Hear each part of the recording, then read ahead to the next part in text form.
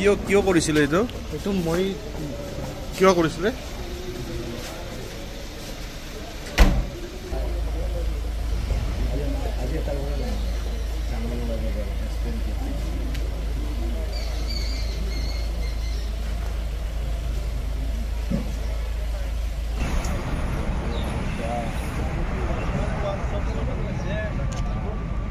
প্ৰথম কথা হৈছে যে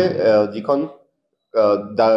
ধনৰ দাবী পত্ৰ বা ধনৰ বিচাৰি পেলাই এখন দিয়া হৈছিলে ভৱানীপুৰ মণ্ডল সভাপতি বিজেপিৰ তেখেতৰ পেডত সেইখন আমি ইতিমধ্যে অনুসন্ধান কৰি গম পাইছোঁ যে সেইখন সম্পূৰ্ণৰূপে ভুৱা হয় আৰু যি ধাবা বা এনেকুৱা ধৰণৰ এই লিখা হৈছিলে কোনো ধৰণৰ ধাবাত বা এনেকুৱা ধৰণৰ দিয়া নাই কোনো দুষ্কৃতিকাৰীয়ে এই সম্পৰ্কত এই মিছাকে এখন উলিয়াই পেলাই এখন প্ৰচাৰ কৰিছিলে প্ৰথমে হোৱাটছএপত তাৰপিছত ছ'চিয়েল মিডিয়াত আৰু তাৰপিছত নিউজ চেনেলো পঠাইছিলে গতিকে কৰিছিলে বৰ্তমানলৈকে যিখিনি অনুসন্ধান কৰি পাইছোঁ যে সেইখন সম্পূৰ্ণৰূপে ভুৱা আৰু তেওঁৰ নামত তেওঁৰ স্কেনিং কৰি পেলাই তেওঁৰ চিগনেচাৰ স্কেনিং কৰি পেলাই এখন পত্ৰখন বনোৱা হৈছিলে যিখন পত্ৰ আচলতে অৰিজিনেল যিখন পেড তাৰ লগত কোনো ধৰণৰ মিল নাই আৰু এই সংক্ৰান্তত আমি ইতিমধ্যে হিৰণ্য দাস নামৰ এজন ব্যক্তিক আমি কৰায়ত্ব কৰিছোঁ আৰু দুজন ব্যক্তি তেওঁলোকৰ লগত জড়িত থকাৰ সন্দেহত আমি কৰায়ত্ব কৰিছোঁ সোধা-পোছা চলি আছে আৰু ইতিমধ্যে যোনজনে প্ৰচাৰ কৰিছিলে হিৰণ্য দাসে প্ৰথমে পাইছিলে তেওঁ পোৱাৰ পিছত তেওঁ এজন ব্যক্তিক দিছিলে এই গোটেইকেইজন আমি গোটেইখিনি লিংকখিনি পাইছোঁ আৰু আমি গোটেইকেইজনকে কৰায়ত্ব কৰিম আৰু ইতিমধ্যে আমাৰ এই ক্ষেত্ৰত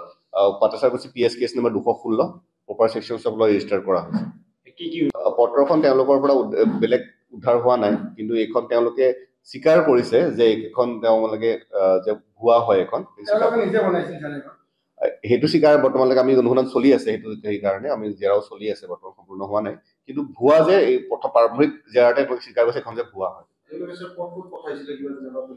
তেওঁলোকে হোৱাটছএপত এজনে পঠালে হিৰণ্য দাসে পঠাইছিলে এজন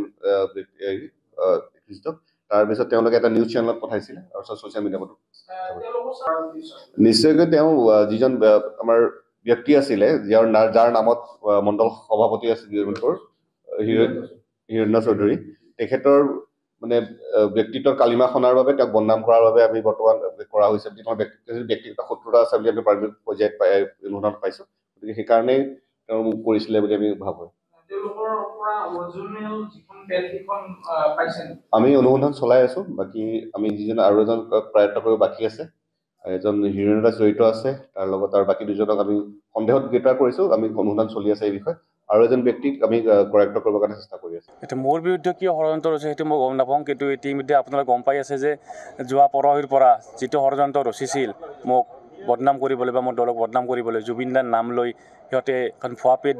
বনাই মিঠন মোক ষড়যন্ত্ৰত বলি কৰিছিল কিন্তু ইতিমধ্যে আমাৰ অসম আৰক্ষীৰ তৎপৰতাত তথা বজালী জিলাৰ এডিশ্যনেল SP তৃণমূল ভূঞা ছাৰৰ তৎপৰতাত আৰু ভৱানীপুৰ আৰক্ষী চকীৰ আমাৰ ভাপ্ত বিষয়া চিহ্না ছাৰৰ তৎপৰতাত আজি চাৰিজনক উঠাই আনিছে তাৰে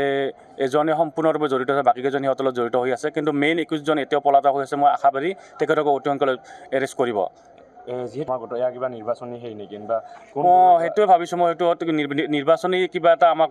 দলক বদনাম কৰাৰ কাৰণে সিহঁতে কিবা এটা কৰিছিল নেকি মই এতিয়া ধৰিব পৰা নাই কি কৰিছে সেইটোৱে হ'ব নিশ্চয় কাৰণ যিহেতু নিৰ্বাচনৰ সমাগত সেই মত এনেকুৱা এটা কৰিছে এটা মিছা অভিযোগ আনি মোক বদনাম কৰিব বিচাৰিছিল মোক বা মোৰ দলক বদনাম কৰিব বিচাৰিছিল গতিকে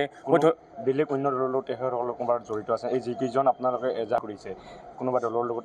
তেখেতসকলে এতিয়া যিজন আছে ভাৰ্গৱ তালুকদাৰ যুৱ ছাত্ৰ পৰিষদৰ লগত তেখেতসকলে আছে কিন্তু কামবিলাক বেলেগ বেলেগ কৰি থাকে এইটো সিহঁতে জানিব কি ভাবি কি এইটো কৰিছে এতিয়া এনে তিনিজনক উঠাই আনিছে আৰু মেইন 21জন এতিয়াও পলাতক হৈ আছে তেখেতৰ ওপৰতে আমি এজাহাৰ দাখিল কৰিছিলোঁ তেখেত এতিয়াও পলাতক হৈ আছে তেখেতক নিশ্চয় এৰেষ্ট কৰিব